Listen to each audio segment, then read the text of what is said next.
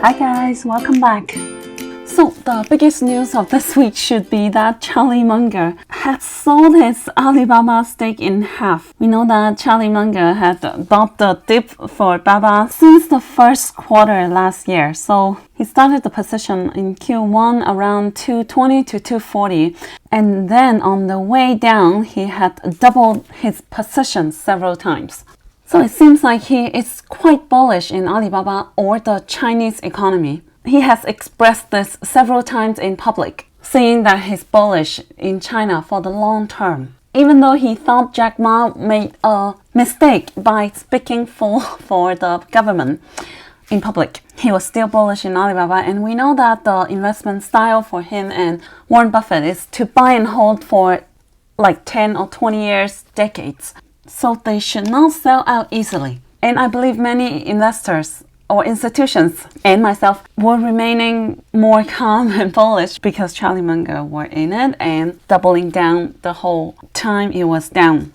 So this news caught me by really surprise. He didn't give out the reason for it. We don't know what happened. Why he would sell out a position even though they are super long-term investors.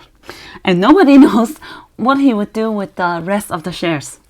But from the look of it, it doesn't seem like he would just sell half though.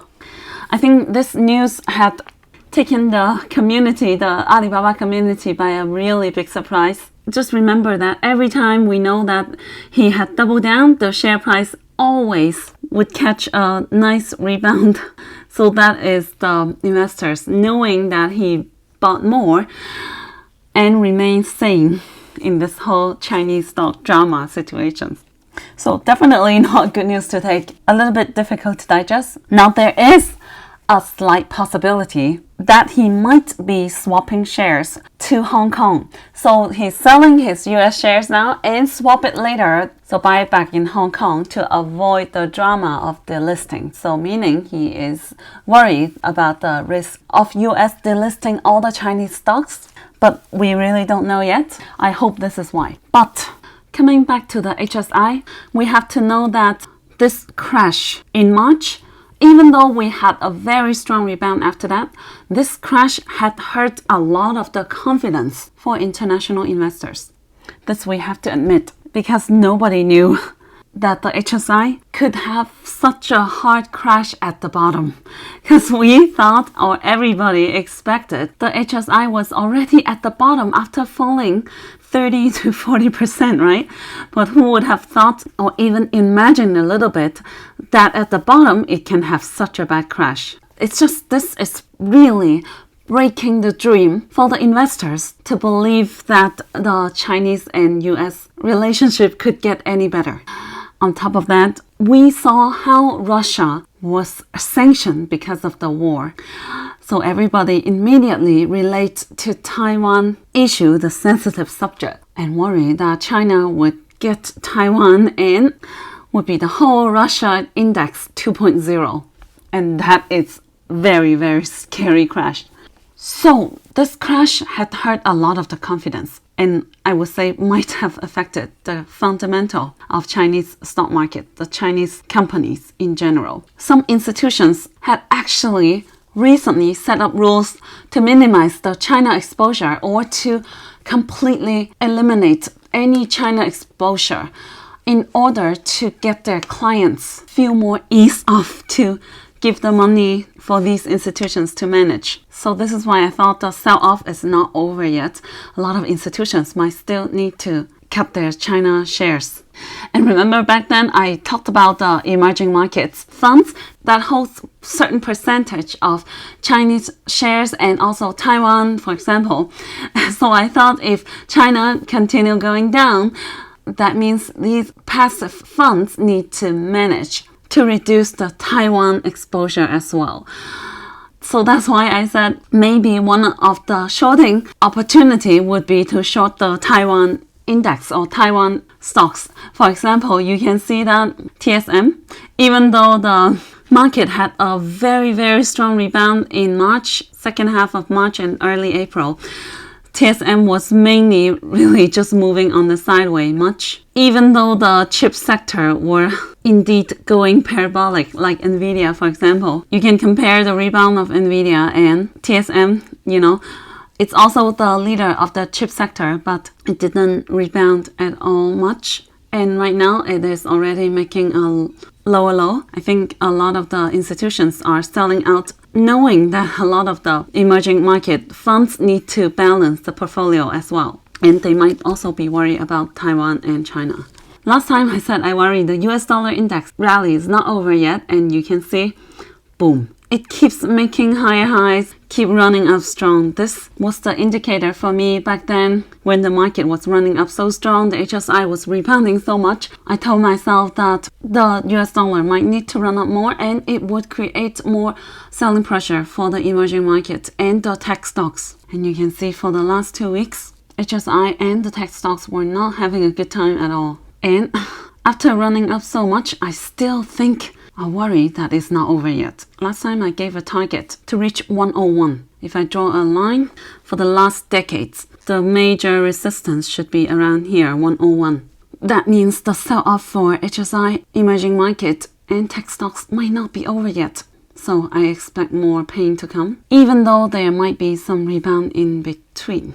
So today, you see, the market had a very strong open high, ran up high, and then just continued dropping all the way till the end. Yesterday, I bought the dip for SOXL at 26, and today I said I already took profit when it ran up high to 28 point something. About 10% run up, and now today, after that, it just started to make a new low. This is a 52-week new low. Back to the level of November 2020. It's like the short sellers had done shorting the Chinese stocks. They were having a party and the party was over, and now they moved the party to the chip sector. It was a really good shorting target last week because you could see last Monday I suggested to buy SOXS and it had ran up 45% in 1 week. Crazy run up. And in 2 weeks, 70% up. This is how weak the chip sector is. The crazy thing is, it's not even undervalued yet.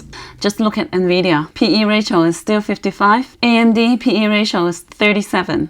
While so many other stocks PE ratio is around 10 to 20 right now, back to the fair valuation. Why would the stock at the chip sector still remain such high PE? It's all because of the chip shortage last year and this year. Some people were asking me, how come we are shorting the chip sector?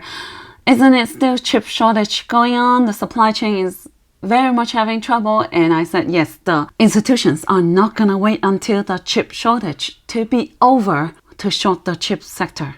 Next one to watch out for, maybe keep an eye on LABD, the ETF to short the vaccine. For the past week, it had ran up over 42% as well. So I think, in my perspective, I think the vaccine stocks should have gone down a long time ago. It was so much hyping up because of the COVID. Moderna, for example, had ran up from the low of COVID-11 to the high beginning of last year. So that's 40x in 1 year. So it went up to almost 500, and now even though it had gone down like to the low of 70%, still more than 10x since the COVID bottom, right? So I know the PE ratio is already gone down quite a lot. The PE right now is sitting at 5, which is very low, but we don't know how the revenue or profit would be after COVID disappear. And I know the COVID is not disappearing right now, but again, the institutions would not wait until COVID to be completely over to be starting to short the vaccine stocks. Even though it had a very strong rebound, I still don't buy it. The only thing that is bullish for me is that Duan Yongping, the investor, like Warren Buffett of China, had bought the dip for Moderna around 180 to 160. end of January to beginning of February. So I thought if he's bullish, maybe there's something I don't see.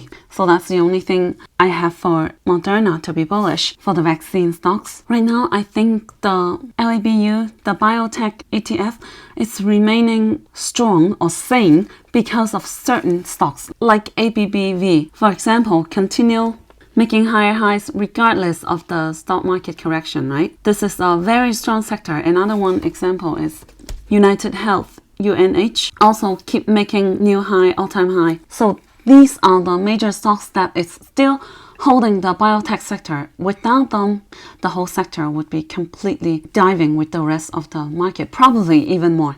But if these strong leaders get into the correction, then imagine how the sector would perform, right? Even though the market has been selling off quite heavily recently, the fear and greed index is not even at fear level yet.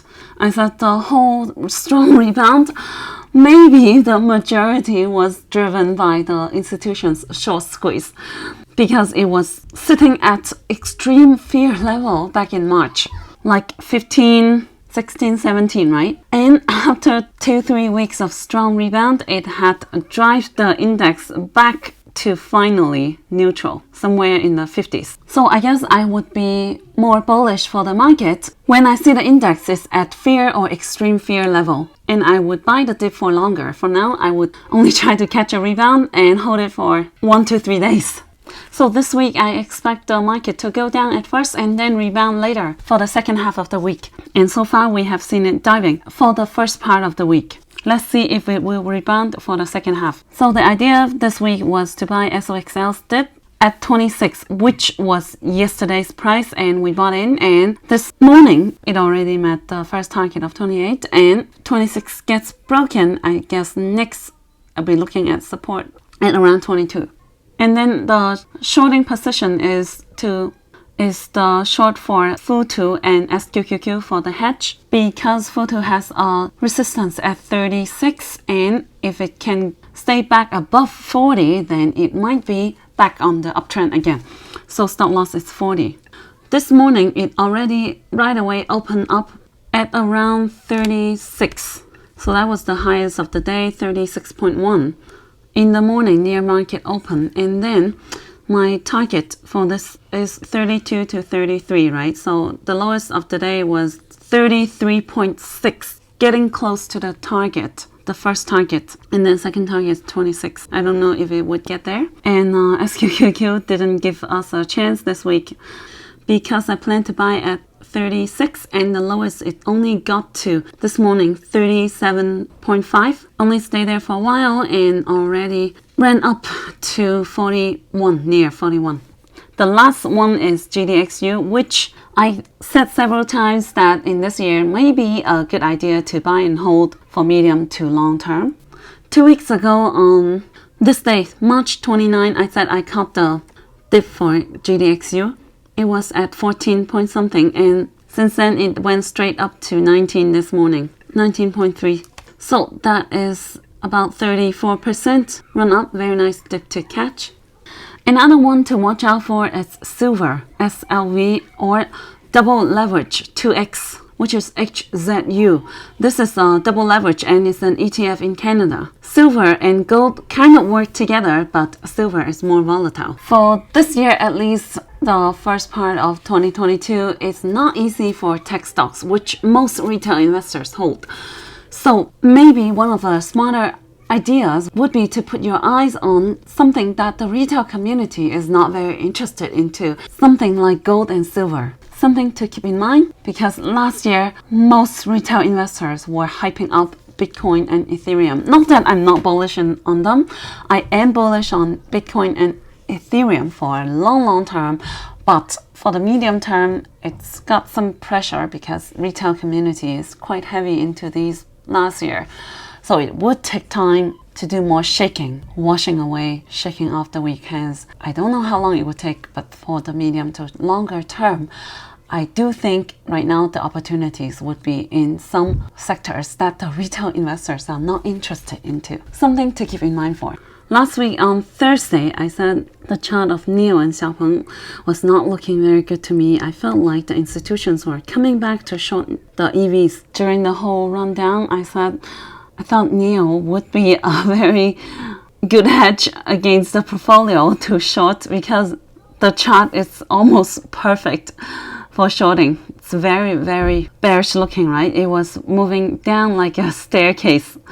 Every step of the way, there are more institutions or retail investors trapped at the top. And this is ever since Nio had dipped below the major institutional cost around 30 to 40. This range was a very, very strong range. And once it dipped below the end of last year, you can see that it was just moving down the staircase every step of the way. There are more people trapped. So you can see that these days it has been continue selling off. Yesterday, Monday morning, it was quite scary. It opened down 10 to 11%, and good thing is during the day it had a very strong run up and recovered most of the dip. It was news driven. Actually, because of the Shanghai's COVID situation, it would bring down the production for the whole EV industry. So this news had driven the whole EV sector down.